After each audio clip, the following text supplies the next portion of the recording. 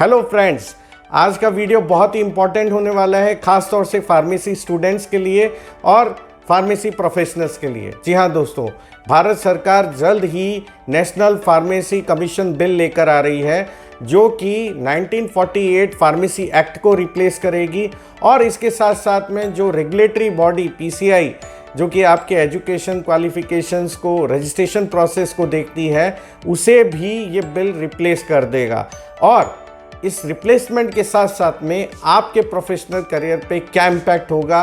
और आपके एजुकेशंस और जितने भी इंस्टीट्यूट्स जो कि फार्मेसी में डिप्लोमा डिग्री या पीजी दे रहे हैं उस पर क्या इम्पैक्ट होगा, इन्हीं सभी के बारे में हम चर्चा करेंगे इस वीडियो में।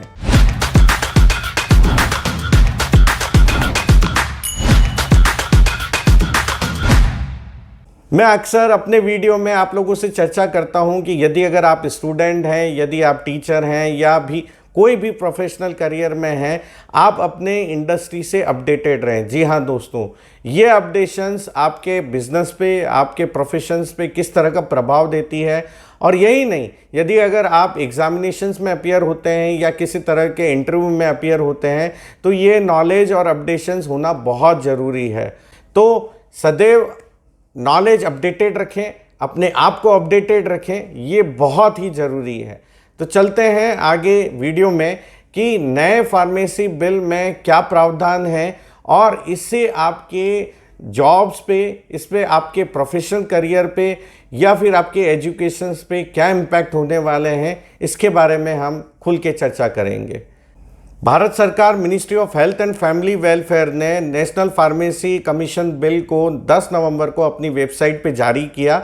और फार्मेसी जगत के जितने भी एक्सपर्ट्स हैं उनसे सुझाव भी मांगे हैं, जिससे कि इस बिल को ट्रांसपेरेंसी के साथ में और एक मजबूत आधार पे इम्प्लीमेंट किया जा सके। तो इस नए फार्मेसी कमीशन बिल का उद्देश्य यह है कि किस तरह से फार्मेसी प्रोफेशन को भारत के कोने कोने तक पहुँचाया जा सके, जिससे कि एक बेहतर क्वालिटी और एफोर्डेबल सर्विसेज हर व्यक्ति को मिल सके। जहां पर 144 करोड़ जनसंख्या है, जहां पर हॉस्पिटल्स की कमी है, पैरामेडिकल स्टाफ्स की कमी है, वहां पे फार्मासिस्ट और फार्मेसी से जुड़े हुए प्रोफेशनल्स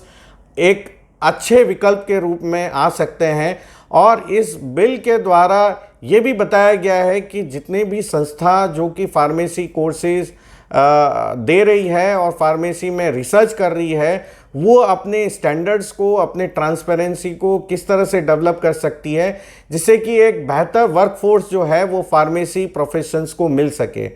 तो दोस्तों, यदि अगर आप जो है वो कंपनी में काम कर रहे हैं, रिसर्च एंड डेवलपमेंट में काम कर रहे हैं, तो भारत सरकार जल्द से जल्द इस बिल के द्वारा आप लोगों को कुछ इस तरह के फंड या फिर कहना चाहिए स्पॉन्सरशिप दे सकती है, जिससे कि आप एक बेहतर रिसर्च एंड डेवलपमेंट कर सकते हैं मेडिसिन्स और नए ट्रीटमेंट के लिए। वहीं दूसरी ओर जो संस्थाएं डी फार्मेसी, बी फार्मेसी या एम फार्मा जैसे प्रोफेशनल कोर्सेज करवा रही हैं, उनमें ट्रांसपेरेंसी किस तरह से लाया जाए और किस तरह से उनके एजुकेशंस में क्वालिटी में सुधार हो सके और ये एजुकेशन अफोर्डेबल हो सके,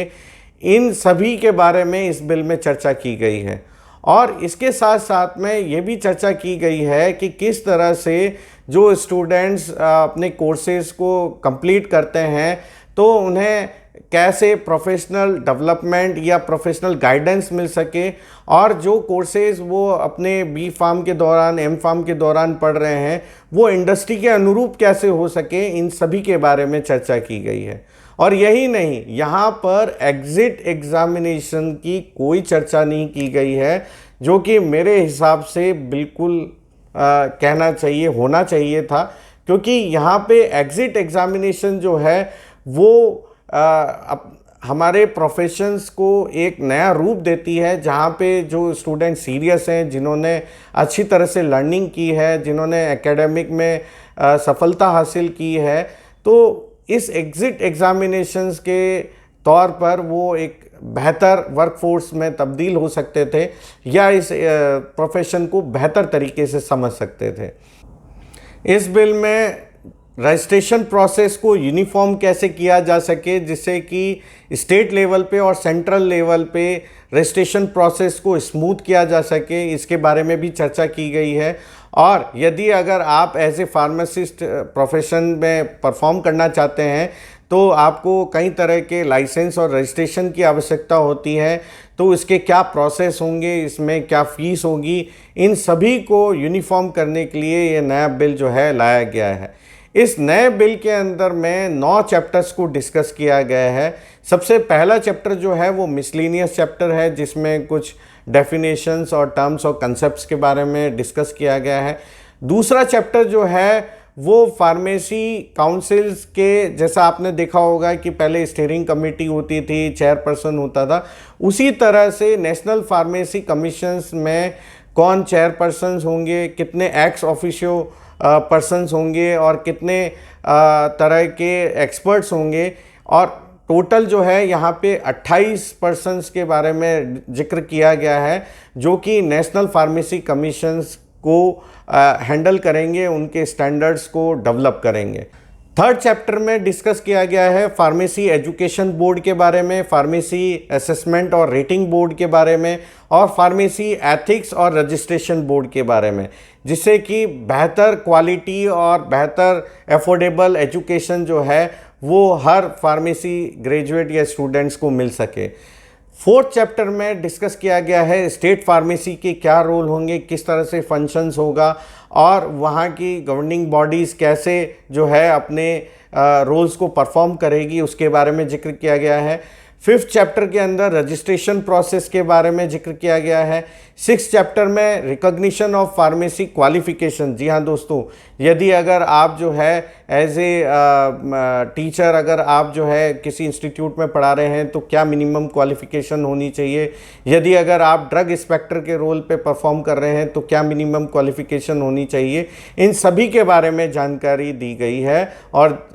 विस्तार रूप से जो है उसके बारे में चर्चा की गई है। और यही नहीं, मैं समझता हूँ कि जहाँ पर आप जो है वो कंपनी में बीएससी लेवल पे, एमएससी लेवल के जितने भी और भी कैंडिडेट्स हैं उनसे कंपेयर करें तो फार्मेसी ग्रेजुएट्स जो हैं वो एक बेहतर नॉलेज रखते हैं, और मैं समझता हूँ कि फार्मेसी ग्रेजुएट्स को एक बेहतर विकल्प मिलेगा यदि अगर ये नेशनल फार्मेसी बिल जो है आ जाता है, क्योंकि यहाँ पे जो है मिनिमम क्वालिफिकेशन तय की जाएगी इस नए बिल के द्वारा। और अगर हम आगे बढ़ते हैं तो यहाँ पर हम जो 7th अगर चैप्टर देखते हैं तो वहाँ पे फार्मेसी एडवाइजरी काउंसिल के बारे में जिक्र किया गया है, और 8th चैप्टर के अंदर में ग्रांट ऑडिट और अकाउंटेंसी के बारे में चर्चा की गई है, और 9th चैप्टर जो है वो मिसलेनियस के ऊपर में चर्चा की गई है। तो इन 9 चैप्टर्स में इन सभी पहलुओं पे चर्चा करके मैं समझता हूँ कि फार्मेसी प्रोफेशन को एक बेहतर विकल्प मिलेगा। और यही नहीं, जो स्टूडेंट्स अपना फ्यूचर, अपना प्रोफेशन जो है फार्मेसी में देख रहे हैं, उनके लिए आने वाला जो कल है वो एक बेहतर सुनहरा भविष्य होगा इस फार्मेसी बिल के द्वारा।